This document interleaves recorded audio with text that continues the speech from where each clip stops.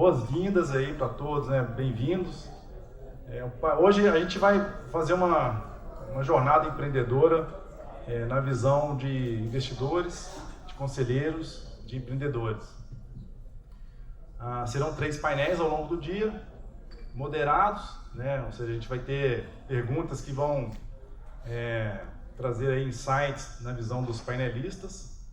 E a Coins, para alguns que ainda não conhecem, é uma empresa voltada para capital intelectual. São hoje associados 70 membros, com 14 empresas ativas com conselhos consultivos. E a gente, quando pensou na empresa lá atrás, a gente imaginou que capital intelectual, né, o acesso, os insights mudam o jogo para o empreendedor, né, que não vai ter algum tipo de viés, né, pela vida solitária que é de às vezes, empreender. Então, vou começar já o painel.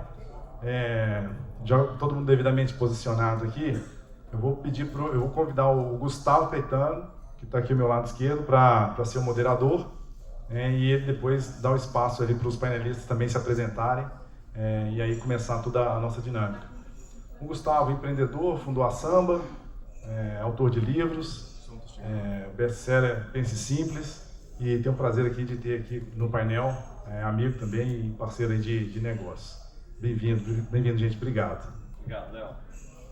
Obrigado, Léo. Parabéns, viu? Baita iniciativa aí da Coins. Eu sou fã e que eu puder colaborar também vai ser super legal. Estou feliz hoje de ter ao meu lado meu sócio aqui, grandes amigos, a Mônica, amiga de longa data, e o Ronaldo também. A gente empreendeu lado a lado no começo da internet brasileira ali. Olha sofrimento pra cá. Mas a gente viveu tempos difíceis, onde não existia Venture Capital. Né? Pra vocês terem ideia, as empresas que investiam na gente no Brasil em Venture Capital, que investiram na Samba e na Comunip, né?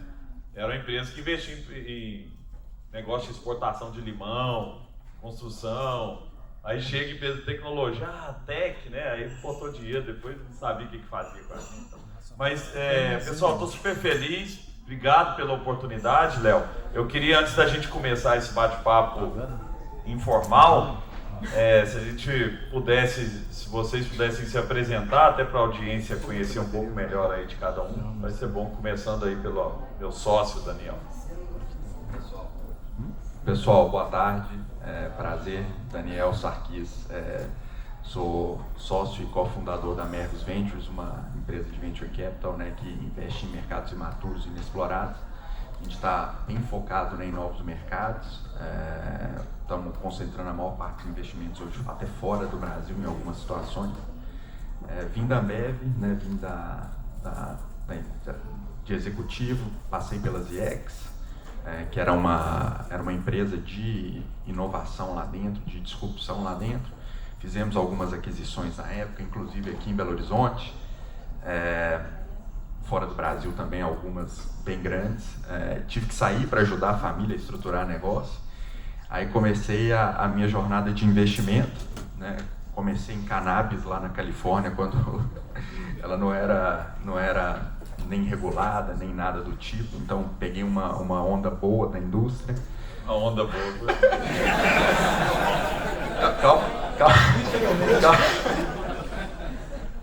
Calma que eu não cheguei na próxima. Então assim, para fechar essa cannabis dando certo, eu entrei no mercado de psicodélicos, né? O mercado de psicodélicos também deu uma onda muito boa. Eu investi em 2 empresas, né, de psicodélicos, uma delas mais voltada para o mercado de nootrópicos e a outra, em 2022, recebeu autorização de abertura na Nasdaq, então também foi um aprendizado muito grande. Você vê uma empresa, né, do comecinho entrando, fazendo essa jornada de abertura de capital lá no final. E, né, na sequência investi numa empresa de beleza limpa também, que acabou se tornando a maior da América Latina em beleza limpa. E no final eu falei, cara, precisamos estruturar isso daí direito. Aí tive, né, o privilégio de me juntar, né, ao meu sócio, o Léo, o Gustavo e os outros demais.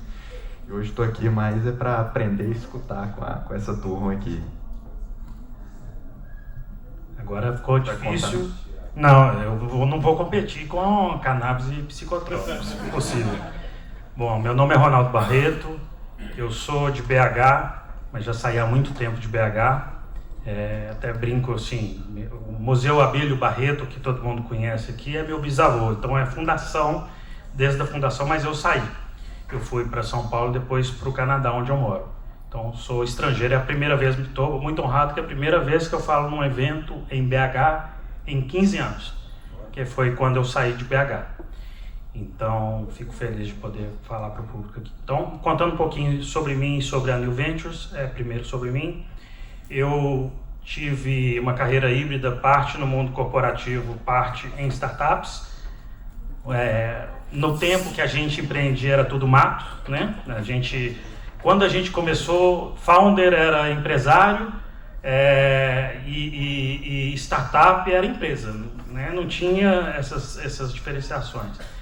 Então eu comecei na década de 90, depois eu empreendi de novo em 2005. Essa empresa que eu empreendi em 2005, que a gente foi meio co-irmão, investido por 2 fundos que falavam muito juntos.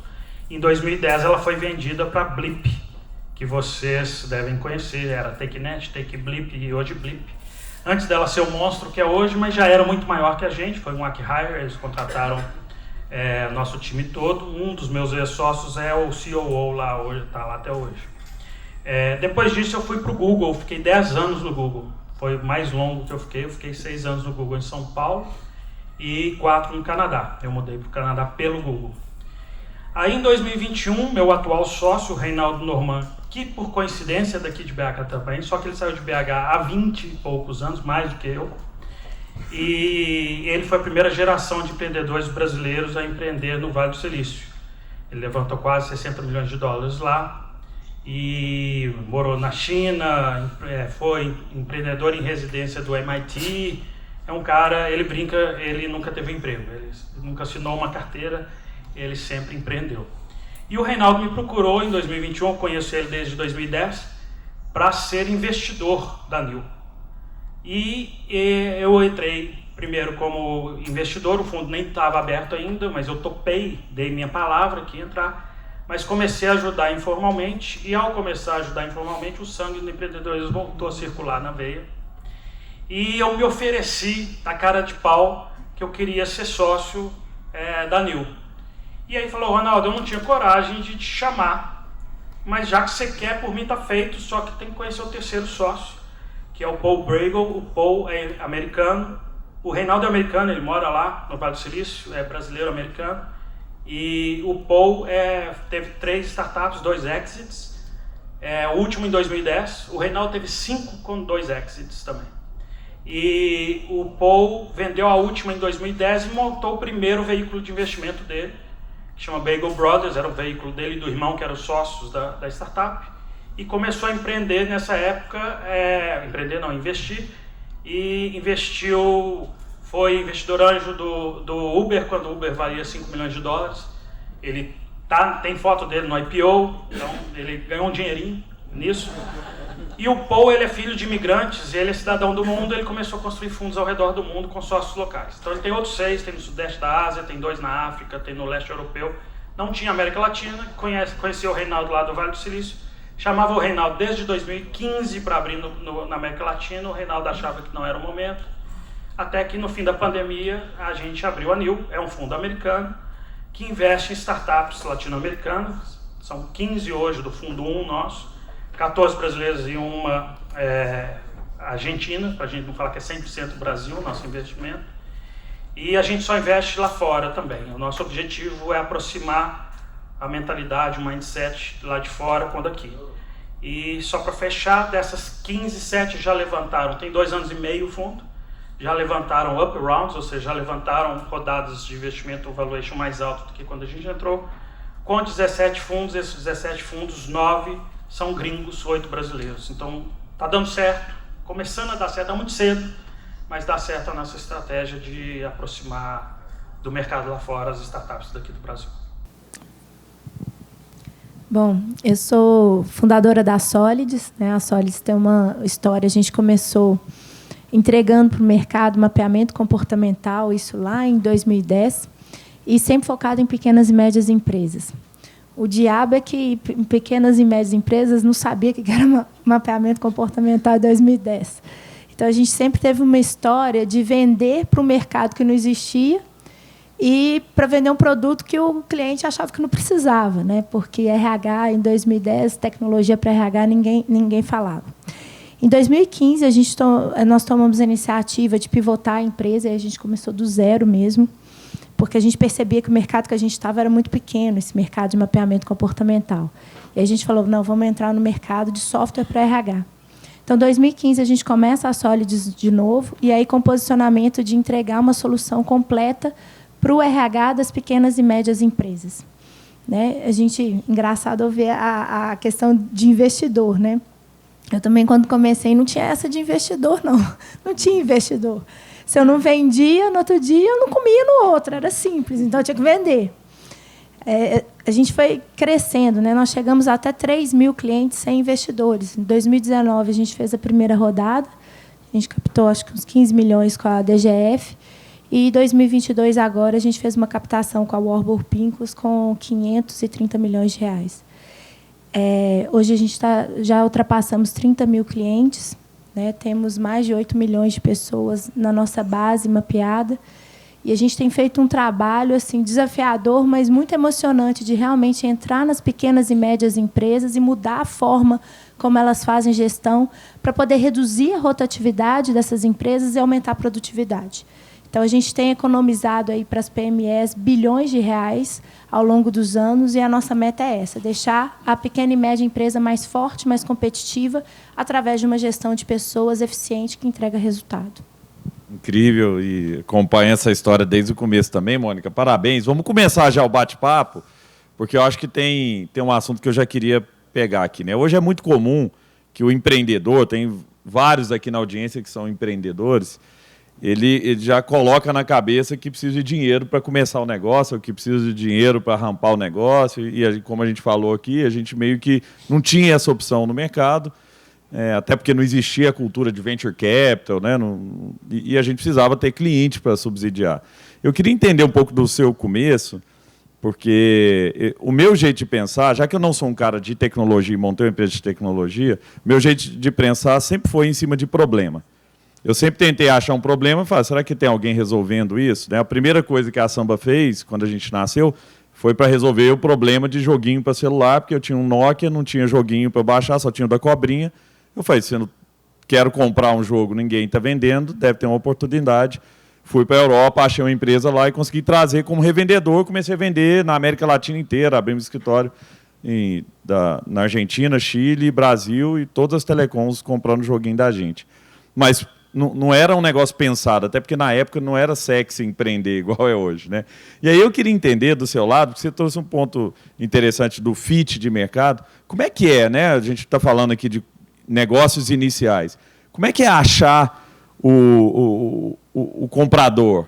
Como é que você, qual que era a técnica que vocês tinham hoje é muito mais comum, de validação de mercado, de hipótese, de MVP? Conta um pouco do começo de vocês e quando é que foi aquela virada, agora a gente acertou a mão aqui. Acho que exatamente pelo problema. Pensa, o RH, quando a gente começou, ele não usava tecnologia e era pior, ele tinha medo de tecnologia.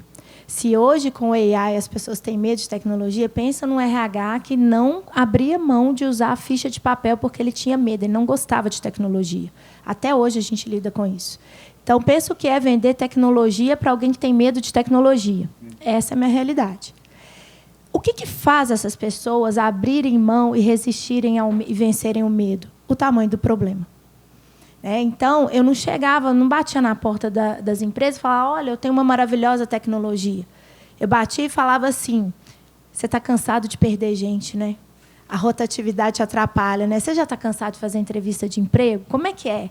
Você está perdendo muito dinheiro? Quanto você está pagando de rescisão? Esse era o início da conversa. Então, a gente tem que... Eu gosto de enfiar o dedo na ferida e ficar cutucando para a pessoa chorar. Porque quando você faz isso, você consegue, automaticamente seu valor aumenta. Porque se eu viesse com uma conversa técnica, falando, eu tenho a tecnologia X, Y, isso não acessa as pessoas da maneira mais eficiente. Óbvio que tem um nível da conversa que você realmente tem que falar da especificidade técnica. Mas eu gosto de começar pela dor que a pessoa está sentindo. E como que eu posso curar e tratar essa dor? Então, a gente vai fazendo isso. E aí, uma estratégia importante... Agora, pensa que eu tinha que fazer isso sem dinheiro, porque não tinha investidor. Eu falei, vou fazer com a educação. Porque tinha um outro problema no RH também, que ainda existe. A baixa qualificação do profissional de RH nas pequenas e médias. Ninguém, quando tem 5, 6 anos de idade, fala assim, mamãe, quando eu crescer, eu vou ser RH. Isso não acontece, não é uma carreira que as pessoas sonham. Está mudando, gente, vai melhorar. Mas não é assim. Quando você vai para a pequena e média empresa, a pessoa cai de paraquedas no RH e ela não sabe absolutamente o que fazer. Então, tem dois modos de ver. Ou você vê isso como um problema, falar que mercado difícil, ninguém quer comprar, ninguém gosta, ninguém trabalha direito. Ou você fala assim, opa, tem uma oportunidade aí de educar. E aí a gente entrou muito forte com a educação. Blog, universidade, a gente começou a educar. Então, hoje eu falo, que bom que o RH não sabe fazer RH, porque eu vou ensinar, e eu vou ensinar do meu jeito, e porque ele vai fazer a jornada que eu estou propondo para ele, ele nunca vai deixar de usar meu software. Então, a gente pegou esse problema que existia da empresa, o problema do profissional de RH, e ajudou, e foi construindo isso para vender. Muito legal, Mônica.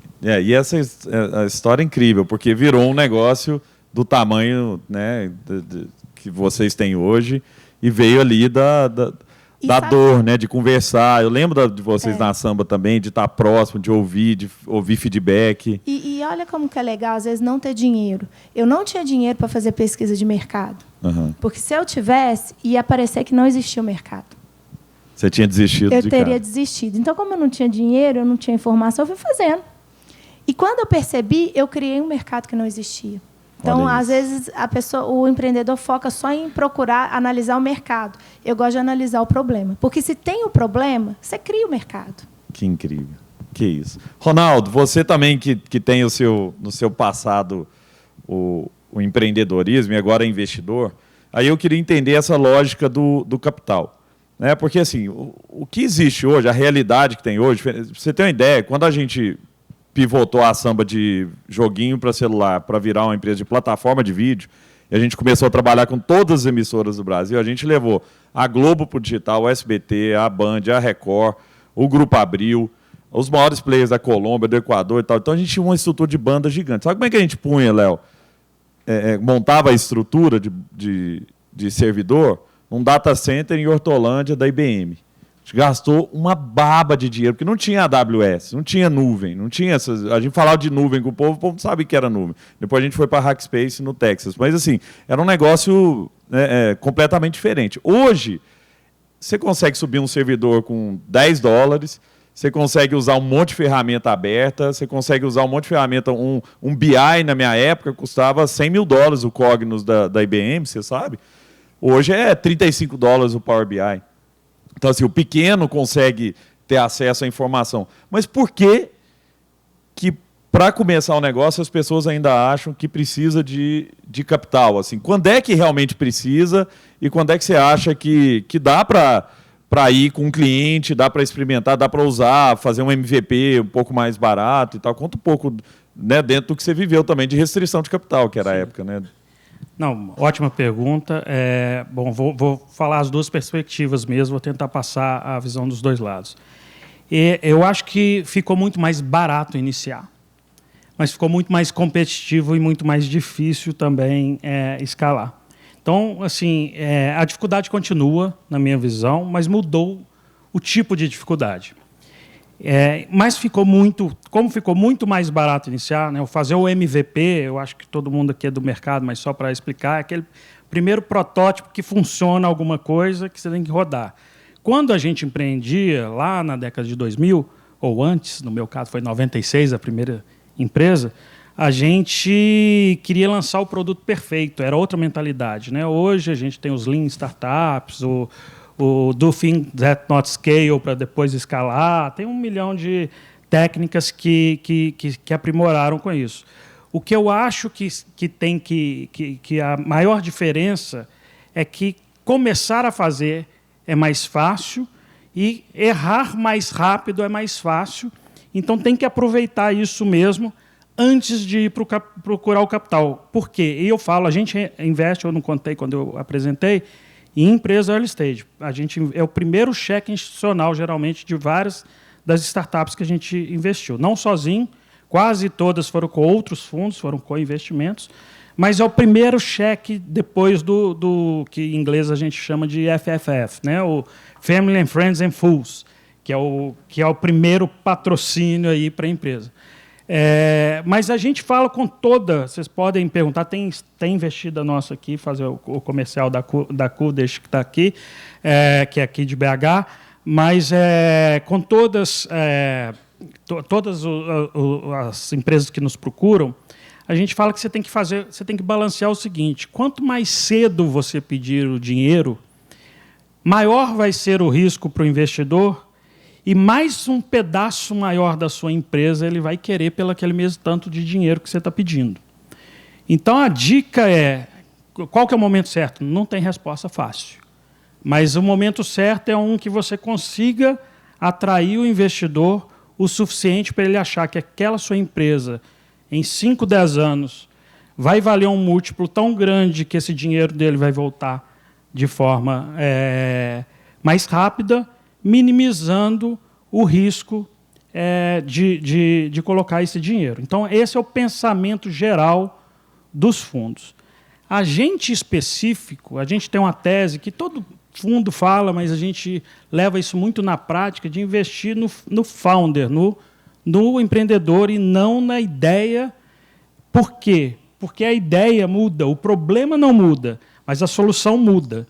Eu não conheço nenhuma startup, nenhuma das que eu já investi, mesmo antes da NIL, como o Anjo e outros investimentos, fez o que ela me vendeu no momento que a gente investiu. Porque o mercado muda, a realidade é diferente, a solução que é linda na teoria, quando você vai para a prática, você testa, não funciona daquele jeito, o cliente não sabe comprar, você tem que educá-lo, coisas que você não previu surgem. Então, você tem que procurar gente que é resiliente, que está indo atrás e tem capacidade de se reinventar durante a trajetória. Esse é o maior diferencial que eu acredito. Mas não respondi a sua pergunta, enrolei e não respondi, mas tentando responder mais pragmaticamente, a hora de procurar o investidor é a hora que a sua capacidade de escalar não é suficiente com o capital próprio. E como gastar esse capital, a gente recebe de várias startups que eles montam planilhas complexas toda a vida de como gastar. Eu sugiro sempre para focar em os dois grandes problemas, produto e crescimento, ou seja, vendas e melhorar sua tecnologia, se você é uma startup de tecnologia. Porque o resto é fácil. Fácil entre aspas, né? Você vai ter que investir em infraestrutura, em data center, etc. Mas se o seu produto não for bom e se você não ganhar cliente, você não vai conseguir escalar. Então, o melhor dinheiro para pedir, na minha opinião, é dinheiro para essas duas coisas. Qualquer outra é distração, na minha opinião. Muito bom, Naldo. Isso é aula, viu, gente? Aula de vida real que a gente está ouvindo aqui. Dani, no fundo da Mergos, o Daniel ele é mais mineiro, ele não gosta de falar muito, não, mas olha que doideira as startups que a gente investe lá na Mergos. A Mergos investe numa empresa na Suíça de impressão 3D de órgãos humanos. Investe numa empresa na Alemanha que faz proteína contra superbactérias, que é o grande problema do século, né, as superbactérias. Investe numa empresa, depois você pode contar algumas. Mas aí eu queria entender o seguinte, dentro dessa tese, nós estamos falando um pouco de deep tech, que é aquelas tecnologias pesadas, tanto que esses caras da Alemanha vieram de Harvard, né, foram incubados na Y Combinator lá na Califórnia e tal. Tem um pessoal da França também, né, tem uma turma sempre na Suíça também, muito ligada à academia. Como é que é investir em deep tech? Assim, como é que você olha esse tipo... Porque tem dois desafios aqui, gente. Uma tecnologia, uma empresa early stage, quer dizer, está no começo, imagina, tem uma ideia, o que é essa ideia? Não, legal, conta aí, imprimir rim. Que isso, você é louco? Né? É tipo isso. Mas como é que acha esses caras? Como que valida se essa é uma hipótese? Porque às vezes ela está, assim, o tempo desse cara tá preparando um negócio até ir para o mercado é diferente da gente fazer um MVP aqui de, pô, vou criar um app, vou fazer um negócio, outra coisa é, pô, imprime um fígado aí, deixa eu ver. Como é que cara, essa experiência? Que é outro mundo, né? Assim, eu vou pegar 2 ganchos aqui, né, da Mônica e do Ronaldo para começar com essa linha, né? Eu acho que a Mônica falou uma coisa que esses mercados você também não consegue medir. Você não tem noção do tamanho desse mercado porque ele não existe. Você vai pegar alguma pessoa imprimindo um rim, um fígado, um coração daqui 15 anos, você não sabe o tamanho daquele mercado. Você sabe que tem as pessoas que precisam de transplante, mas você não sabe quantas vão ser. Assim, você não consegue medir isso. Então, é difícil. Você tem que acreditar num mercado que ele não existe. Segundo, né, e talvez o mais importante, é no fundador mesmo, é na pessoa que está fazendo aquele negócio. Acho que assim, não adianta nada a gente pegar uma super ideia de um mercado que não existe, colocar na mão de alguém que não vai conseguir executar aquilo da maneira correta. Né? Primeiro que ele vai apanhar demais. Né? Isso não adianta. Tem até, Ronaldo, a gente tem um investido aqui também, que é a FABNS, que trabalha com nanotecnologia, o Taiguara está ali atrás, fizeram o primeiro nanoscópio do mundo. Né? Porra, quem faz um trem desse, né? E porra, vai trabalhar com um negócio que tudo daqui para frente vai ser nanotecnologia, você vai começar a mexer com isso também. Tem a parte de mecânica quântica e tudo mais. Então, assim, você tem mercados ali que ninguém nem arranhou a superfície ainda, que vão ser arranhados nos próximos anos. E para acessar esse mercado, você precisa de uma coisa que é a mesma coisa que eu acabei de falar, que são pessoas, você precisa ter acesso. Né? E você tem que ter o primeiro acesso, né? Visto que você tem o primeiro cheque, no nosso caso também é primeiro cheque, normalmente institucional, você tem que chegar primeiro. Né? Como é que você chega primeiro? Óbvio, você tem que pesquisar muito, você tem que estar muito por dentro da base da tecnologia que está sendo desenvolvida. Né? Você tem que saber que, o futuro você vai ter nanotecnologia, você vai ter biotecnologia, você vai ter o problema das bactérias que ninguém pensava quando a penicilina nasceu lá atrás, né? Que o cara achou a penicilina e falou assim, vai resolver as bactérias aqui, só que aí você esqueceu que as bactérias geram resistência. Como é que você vai resolver a resistência daquilo ali? Então, assim, você tem muita coisa para descobrir com acesso. Como é que a gente tem esse acesso? Como é que eu acho que, aí pegando, né, até levantamento de capital e tudo mais, quanto mais pessoas você conhecer, né, e mais pessoas de segmentos diferentes, de áreas diferentes e de, né, países diferentes, então é bom a gente ter uma pessoa que seja a gente tem um sócio que fica em Riad 6 meses do ano e ele fica os outros 6 meses na Europa. Dá um super acesso para a gente. A gente tem um sócio que mora nos Estados Unidos também, está super envolvido com, né, startup e tudo mais. Ele fundou a Devassa quando a Ambev era líder e ele teve que inovar no modelo de negócio. Então, também vendeu a empresa, hoje é da Heineken, mas passou por um baita desafio. Então, para achar isso, o resumo é esse. Né? São pessoas, tem uma capilaridade muito grande, né? Não ter medo, muitas vezes a gente tem que ir atrás, né? Porque não chega até a gente tem que ir atrás da empresa. Né? A gente tem vários exemplos disso, né, Léo? O DEC não chegou para a gente foi atrás da pessoa. Né? A gente descobriu que aquilo ali estava acontecendo e a gente foi atrás, antecipou o movimento. Né? E, óbvio, aí pensando no ponto, esse movimento ele tem que acontecer durante uns próximos 5 a 10 anos ali, né? Porque senão pro investidor perde sentido. Né? Então tem que ser uma tecnologia que ela vai andar naquele caminho ali. Acho que é muito isso. Gustavo, posso complementar só uma coisa, um gancho ótimo que o Daniel deixou aí nessa fala, que é a sua pergunta, de como achar. Eu vou dar uma dica que eu acho que é importante. Muitos das que a gente investiu, chegou até a gente ou por um anjo, que é investidor dessa startup, ou por gente de Big Tech ou de Late Stage Startups. A maioria das startups que a gente achou. Então, tudo na vida é rede de relacionamento, na minha opinião. Então, vocês que são startup, comecem a construir essa rede de relacionamento. Vai escolher um anjo, você precisa do cheque do anjo, né, do investidor anjo? Precisa. Mas olha quem que ele é também, se ele vai te ajudar na próxima etapa. Então, acho que isso é muito importante. O anjo que agrega não só conhecimento, que também é importantíssimo para a sua empresa, mas que vai ajudar. E aí eu queria dar só um exemplo. A nossa única investida não brasileira, que é a Argentina, os founders dela, os fundadores dela, eles fundaram antes da empresa que a gente investiu, eles são second time founders, eles criaram uma espécie de Gympass da Argentina, se chamava Singorutina. Eles foram vendidos para a Gympass, a Gympass comprou a empresa deles, eles ficaram lá 3 anos, que era o período deles de earn-out, que a gente chama de período que eles tinham obrigação de ficar. Eles saíram da empresa que a gente investiu e o César, CEO da Gympass, é anjo dele.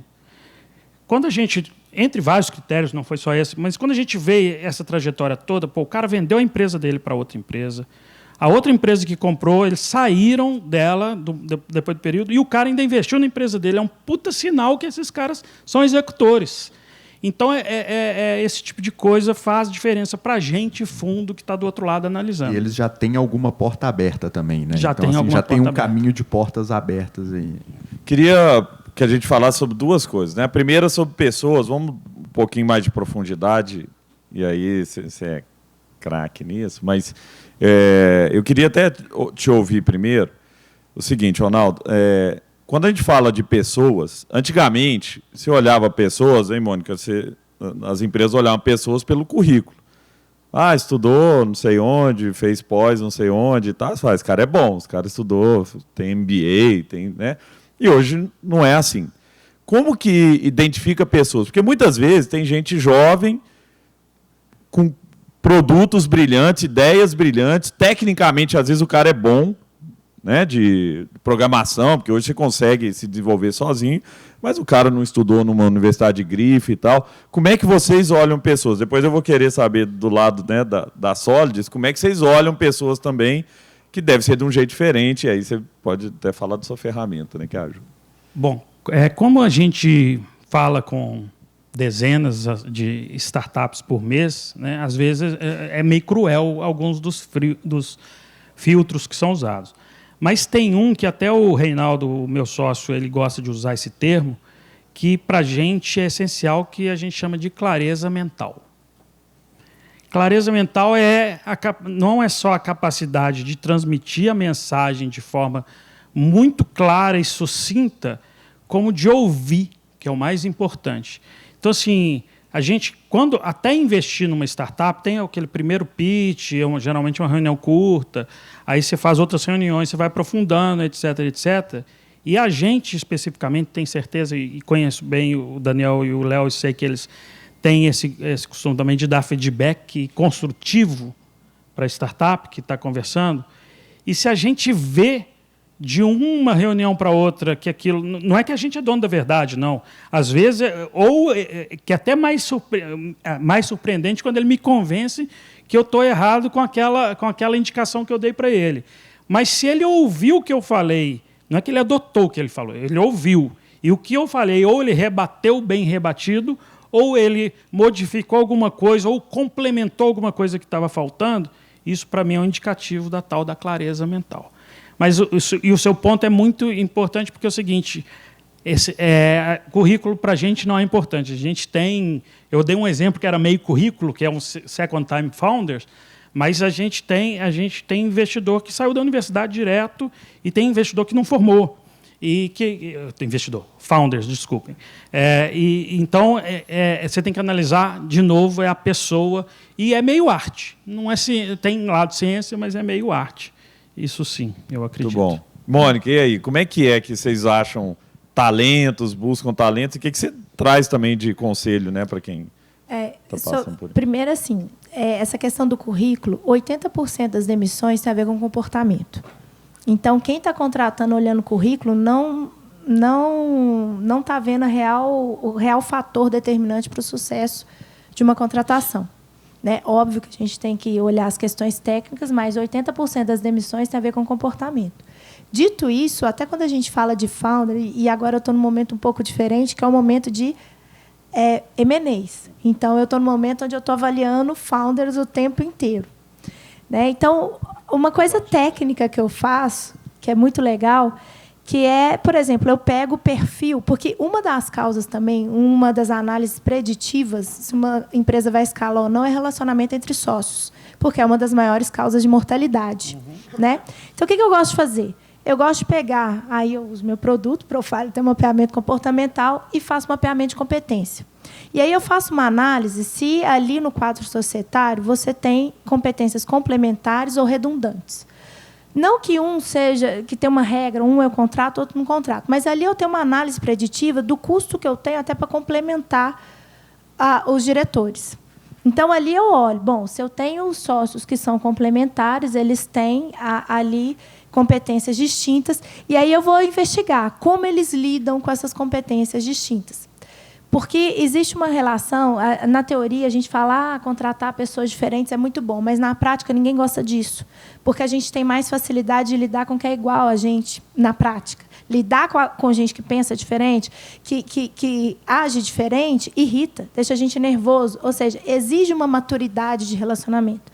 E aí eu vou investigar, então, como que essas pessoas lidam com essas diferenças, o quão complementar eles são e como eles trabalham de forma complementar. Isso é uma coisa muito importante. Então, do ponto de vista comportamental, eu faço mapeamento técnico, mapeamento comportamental, vejo ali como que eles lidam com essas características e, se precisar, eu faço uma análise preditiva de custo de contratação de diretores para suprir algum eventual gap. E aí é até bom para precificar isso depois. Agora, tem uma coisa que eu gosto também de analisar, que aí eu vou um pouco contra a maré dos investidores. Né? Eu sei que investidores adoram aquele padrão, foi para estudar em Stanford, não sei o que, não sei o que. Eu gosto do contrário. Eu gosto daquela pessoa, daquele empreendedor que estava fora do radar, que ninguém deu nada por ele, que é um pouco minha história também. Né? Nesse ponto é um pouco isso. Eu gosto de ir naquele que... E por que eu gosto disso? Porque isso tem a ver com a resiliência. Na minha experiência, e olhando o mercado, às vezes aquela pessoa, aquele fundador, e não é que é errado, não, né, ter essa trajetória super bacana de você ir fazer um MBA lá fora e depois montar, isso é muito legal. Mas você precisa analisar a resiliência dessa pessoa. Você precisa ver, porque, para mim, o que forja empreendedor é a capacidade de lidar com sofrimento, com privação e com adversidade. Então, quanto mais a pessoa teve, mais eu ligo o meu radar em relação ao quão resiliente ela é. Então, eu faço uma análise preditiva do quão essa pessoa já sofreu, suportou o sofrimento e conseguiu a adversidade. O quão difícil foi para essa pessoa chegar lá? Quais as lutas, quais as barreiras que ela teve que enfrentar? Então, eu gosto, e muitas vezes, e aqui no Brasil tem uma coisa que eu acho que o mercado financeiro ainda não se deu conta. Existe uma safra maravilhosa de empreendedores que fazem muito com pouco, que estão completamente fora do radar da Faria Lima, e que, quando a Faria Lima conhece, fica assustado. Não vi. Não viu? Porque estava na Faria Lima.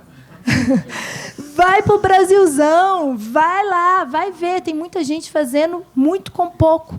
Então, isso eu aprecio muito no fundador, sabe?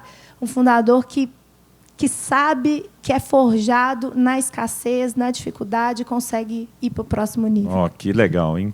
Incrível.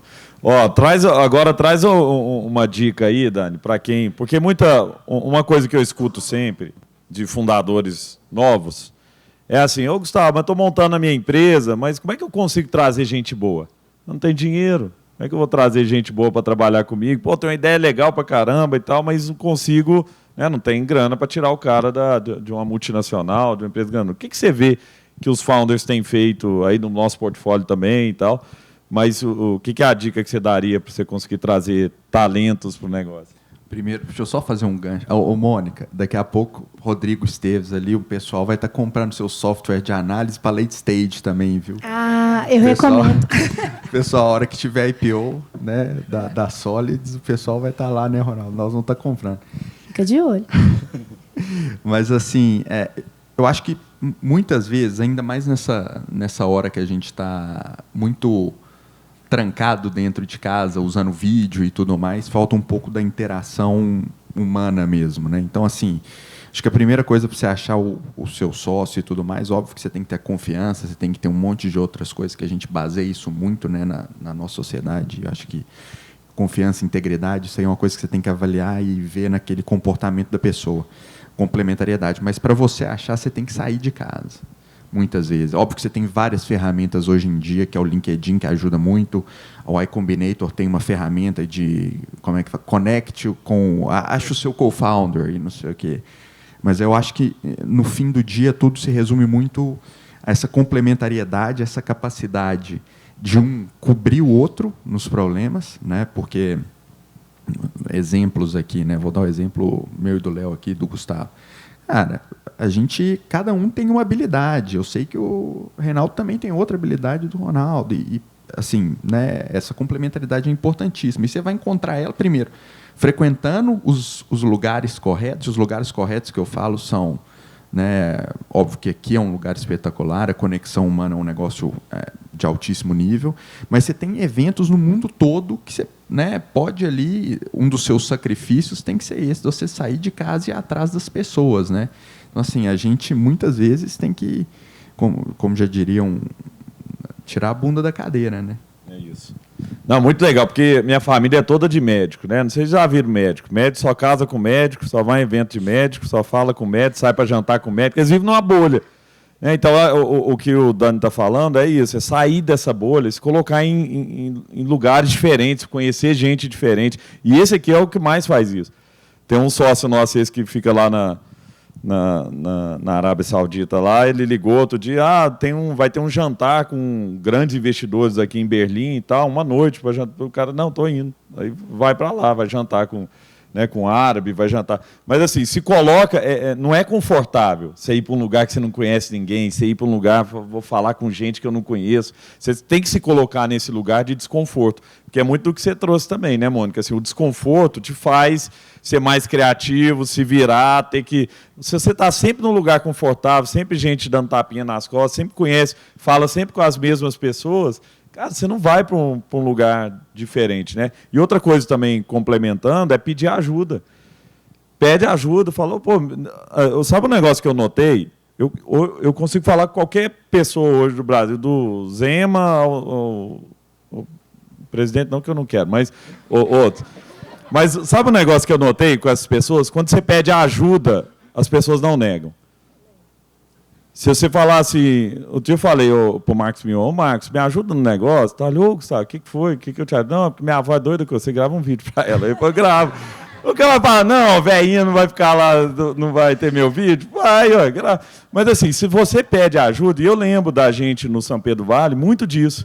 Você foi lá na Samba várias vezes. Nossa, a Samba ajudou a gente um monte com feedback. Então, e era tipo assim, não é, vem cá, paga uma consultoria aqui. A gente fazia de conversa, os meninos da Amélis com a gente, com todo mundo assim. Gustavo. Sabe que na Rock Content, a Rock é uma startup aqui de Belo Horizonte, né? O fundador, que é o Dieguinho, era o gerente de produto da Samba e tal. Gustavo da Sasroli, que vai falar aí. Então, cadê ele? Não chegou, que atrasou. Mas que é o fundo que, junto com o Diego da Rock Content e tal. Mas eles trouxeram um conceito para cá, antes de todo mundo, que é esse conceito de receita previsível, do Aaron Ross. Eu lembro do Dieguinho, eu gravava um canal no YouTube com ele, toda semana. Ele, Gutones, nossa, você tem que ver esse cara, Gutones. Né, que era o Aaron Ross, que é hoje o papa desse negócio de receita previsível e tal. Inclusive, ele acho que traduziu o livro para português, o Diego. Mas aí o Dieguinho, um dia, chegou, né, falando desse negócio, tal, eu falei, Diego, eu contratei um vendedor, eu posso pôr ele lá dentro da Rock Content para ficar lá dentro uma semana para aprender como é que faz isso? Lógico, pode.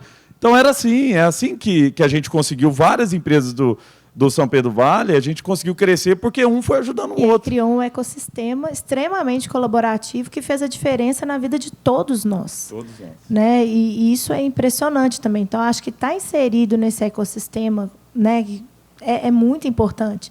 Isso, muitas vezes, não tem a ver com ter ou não dinheiro. Mas você tem que ter cara de pau, né? Na maioria das vezes. Comportamental Comportamento. purinho. Você vai atrás, você bate na porta.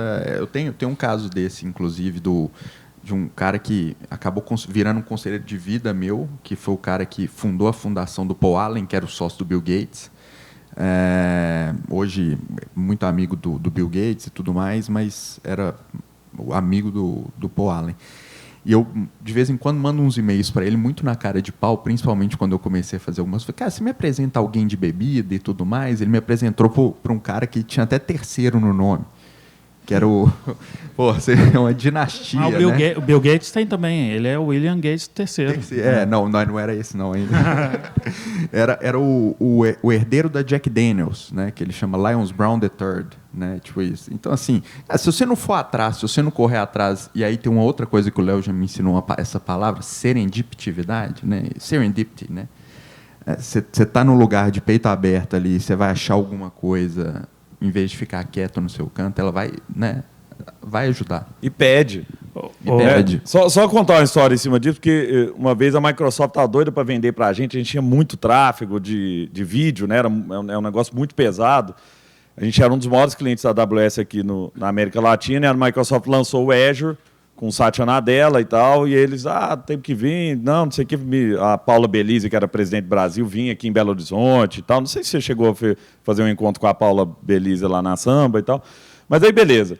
Aí um dia, falando que tem que fazer, não sei o que, eu falei, se você conseguir 1 hora de mentoria minha com o Satya Nadella, que é o presidente mundial da Microsoft, é o Bill Gates novo, eu converso com vocês. Eles me botaram lá em Redmond, fiquei 1 hora conversando com o Satya Nadella, porque eu pedi.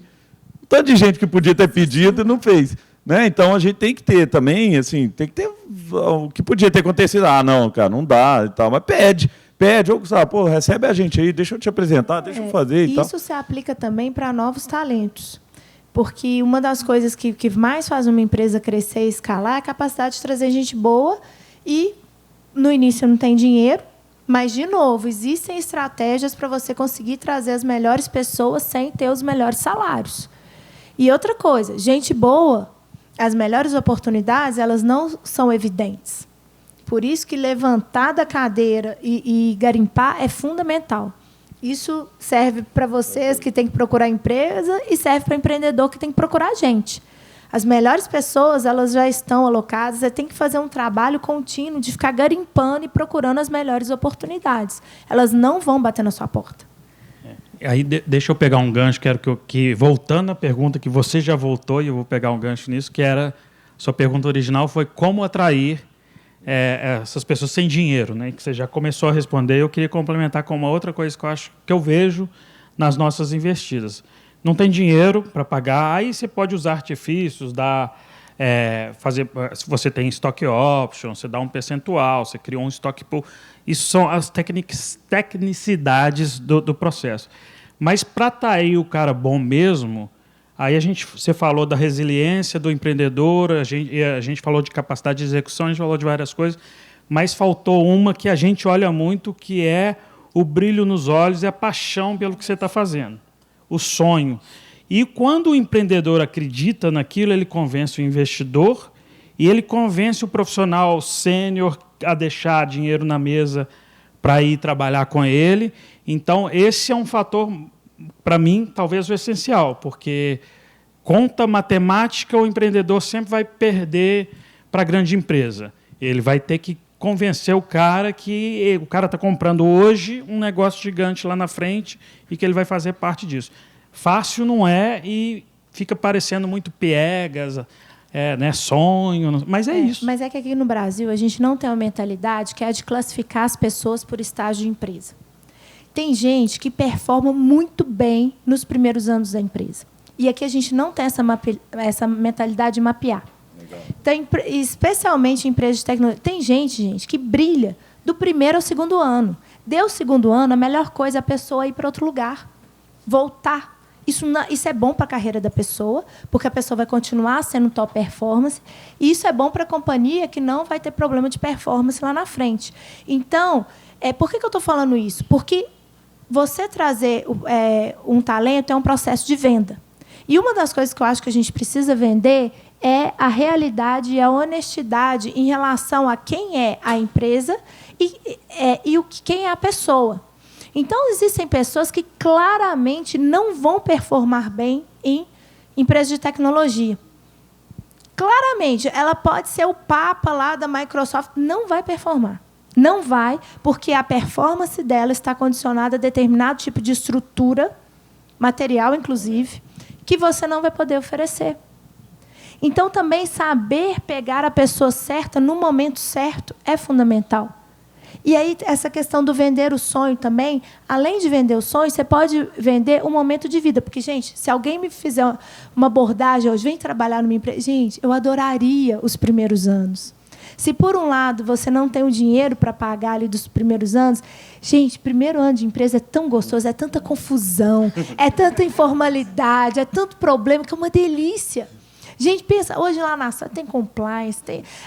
É importante, eu sei que tem... Mas, gente, saudade da época que a galera... Peça tudo, né? Gente, a Sólidos no início, a galera pegava barraca, acampava e virava o final de semana lá, fazia churrasco, a gente fazia mangueirada. Para trollar com os devs, a gente pegava mangueira e dava banho de mangueira. Vê se eu posso fazer isso hoje.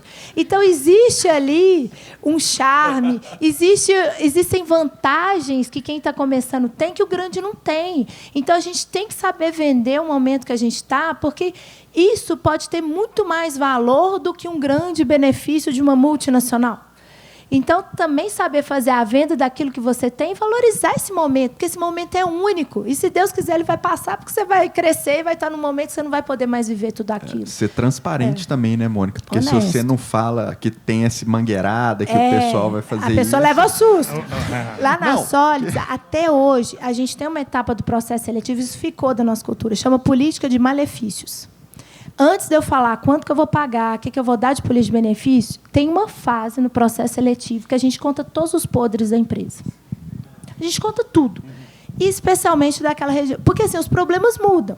É isso. Não tem mangueirada hoje, mas tem lentidão com processo que não está redondo. E aí, muitas vezes, o cara que você traz, né, que gosta da época que tinha o churrasco e tudo mais, ele não vai ser o cara que vai gostar não do vai, depois, né? Não vai. Aí você vai ter E muitas vezes, você colocou ele no cap table da sua empresa, você vai ter um problema grande para tirar ele de lá e vai atrapalhar, assim, né? E isso, então, assim, esse processo de transparência, de tratar adulto como adulto, lidando com todos os problemas que toda empresa tem. E, engraçado, uma das fases, quando a gente faz entrevista com o candidato, a fase que a galera mais gosta é a política de malefícios. Porque eles falam assim, nunca nenhuma empresa me tratou dessa forma. O que é a dica que vocês deixam para quem quer identificar mercado ou problema? Eu tive uma professora nos Estados Unidos que ela falava que se você está enxergando tendência, ela não existe mais. Ela não é tendência, ela já é realidade. AI é tendência. Não, já era. Porque está ficando cada vez mais difícil achar problema antes de todo mundo. E aí, quando o cara chega e fala, tem um negócio aqui que só eu faço.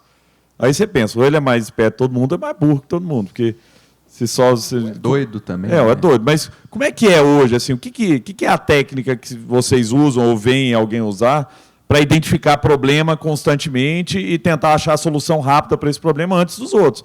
Porque está cheio de gente também no mercado. Como é que ainda tem problema para ser resolvido e como é que a gente enxerga isso? O que você deixa de dica aí, Dani, para fechar? Fechando, eu acho que a gente tem os problemas que são os problemas inevitáveis, né? Os problemas que têm que ser resolvidos sim ou sim. Isso aí, né, partem desde algumas partes que seja o RH, que seja saúde, até o planeta. Então, assim, muita gente corre atrás, descobre um que seja, né, depois da Sólidos, provavelmente muitas outras vieram atrás e foram tentando repetir, copiar aquilo.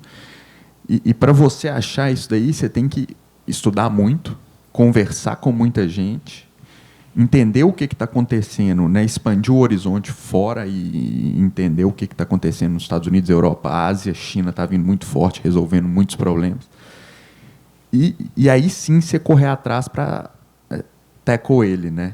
Para você bater nele e correr atrás. Para não ser o problema que todo mundo está resolvendo, ou o problema seu. Né? Porque tem muita gente que resolve o problema dele mesmo, né? Não resolve o problema que está acontecendo. Então, acho que é isso. Você tem... A AI já passou. Né? O que é o próximo? Cara, a gente sabe que bactéria é um problemaço. A gente sabe que isso vai ter que ser resolvido. A gente sabe que o meio ambiente... o Yvon Chouinard da Patagônia fala que a gente, né, muito bem falado, que a gente gasta 1,5 planeta e a gente só tem um planeta. Se o Elon Musk não resolver o negócio de Marte, alguma coisa vai ter que ser feita aqui antes, né?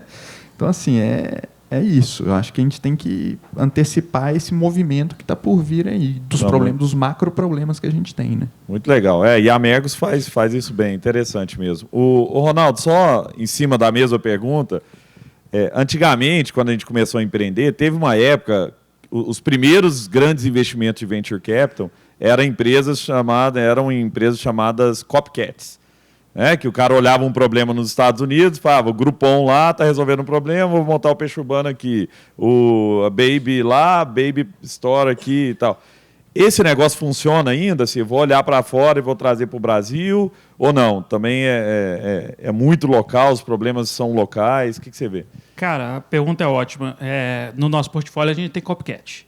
No nosso portfólio a gente tem empresa que está, né, que inclusive a Raquel chegou ali, ela é mentora, tem empresa que é deep tech, que está inovando em saúde num negócio que pode ser disruptivo mundialmente.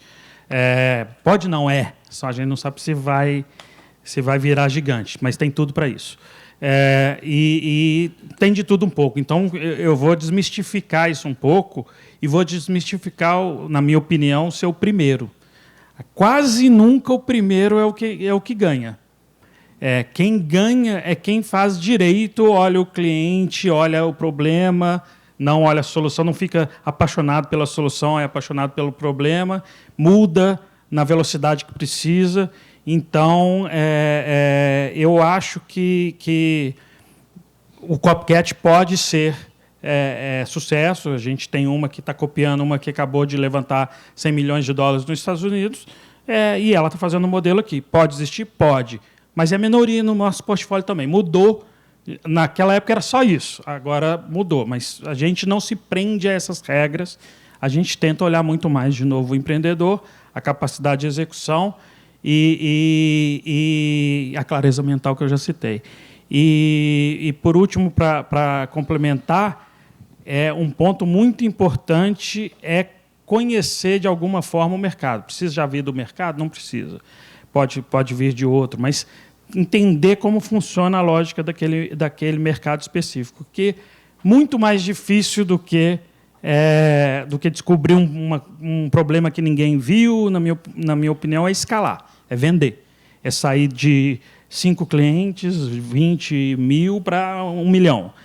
Então, eu acho que é importante também ter uma visão daquele mercado além do som, tom, etc., que isso é muito básico. Não, eu conheço esse mercado porque eu sei que esse problema funciona assim nesse mercado e ninguém viu porque não estava lá dentro ou não entendeu essa visão diferente que eu vi que a outra pessoa não viu.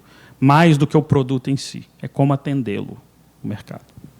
E até fazendo um gancho com essa questão de como ver o mercado, tem uma parte da nossa história que é muito boa. A gente fez um plano onde nós fomos bootstrap até 2019, mas não era esse o plano. O plano era ter captado antes, só que nenhum investidor quis investir na gente. Por que ele não quis investir na gente? Basicamente, primeiro, porque na época ninguém queria colocar dinheiro em RH. RH não era sexy, então ninguém colocava. E segundo, porque eu recebi muitas críticas em relação a atender mercado de SMB no Brasil. Os investidores viam alto risco em SMB, então não. Aí eu ouvia, Mônica, se você for para o Enterprise, a gente investe. Você tem que atender a grande empresa.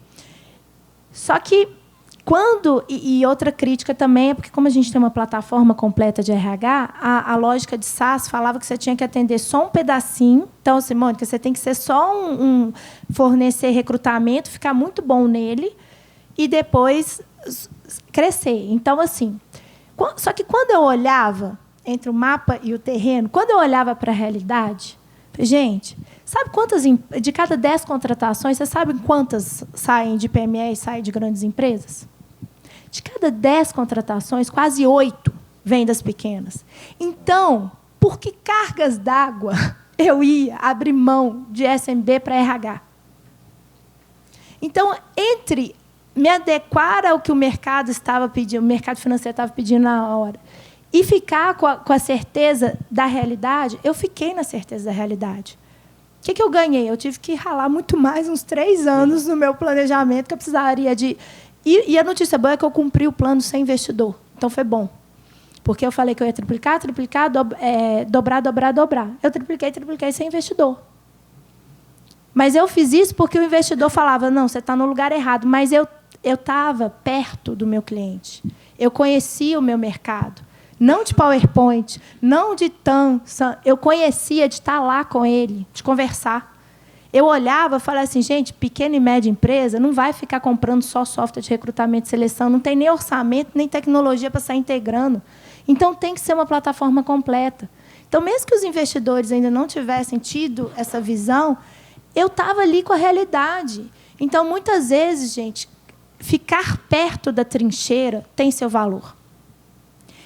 Estar na trincheira ajuda muito a gente a entender como que as coisas realmente tocam. Às vezes, o PowerPoint, o Excel não alcançam a realidade. Então, conhecer a realidade é fundamental para a gente saber o tamanho do problema. Então, no nosso caso, graças a Deus, eu contrariei, eu persisti. E hoje, engraçado que semana passada eu estava naquele Brazilian Week lá em Nova York e vendo um monte de investidor falando, não, porque SMB no Brasil. Eu falei, agora, né, que vocês têm um case, vocês entenderam, né? Mas, assim, às vezes, a gente tem que saber persistir. Né? E é difícil essa linha entre ser teimoso e ser persistente. A gente não pode ser cabeça dura, mas também a gente tem que saber que vai ter, em alguns momentos, é a realidade que vence, né? E não a teoria. Né? Então, minha dica fiquem próximos o suficiente da trincheira para você desenhar uma boa estratégia de batalha. Que doido. Top, hein? Obrigado, pessoal. Mônica, incrível. Obrigado, Ronaldo. Obrigado, Dani. Foi muito legal. E vamos para a próxima, Léo. Obrigadão.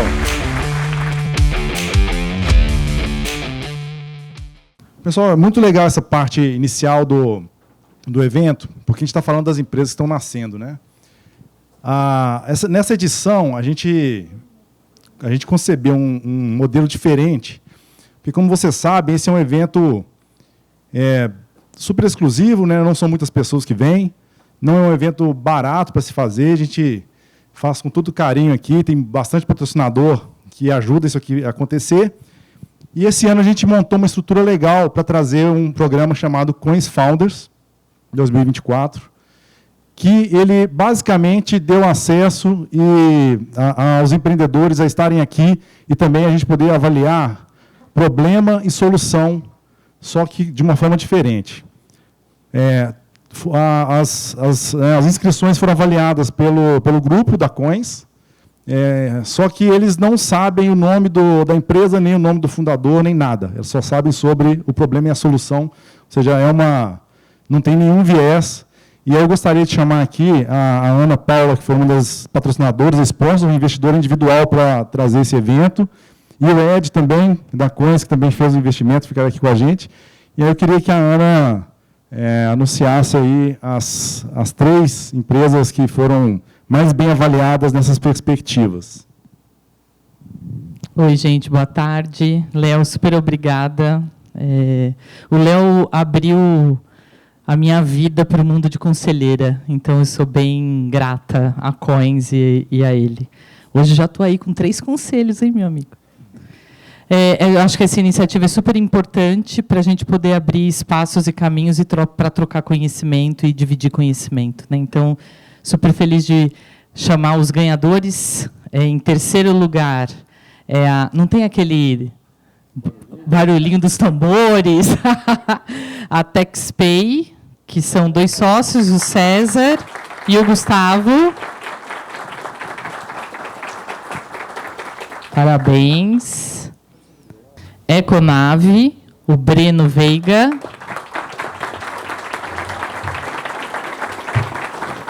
E a Morada, Carlos Henrique de Oliveira. Parabéns. Pessoal, parabéns. Acho que muito sucesso aí, pelo menos, né, falando da clareza mental, acho que vocês conseguiram transmitir para boa parte aí dos avaliadores o que vocês estão propondo a fazer. E muito sucesso também. Obrigado por terem vindo aqui.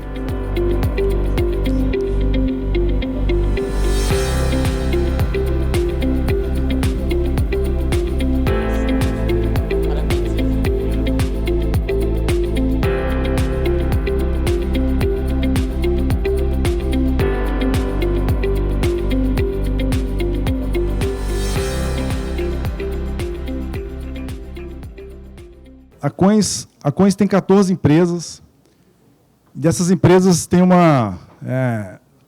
algumas perguntas que são repetitivas, né, em relação até nos conselhos que a gente participa. Quais fundos poderiam investir? Né, como é que eu acesso um fundo?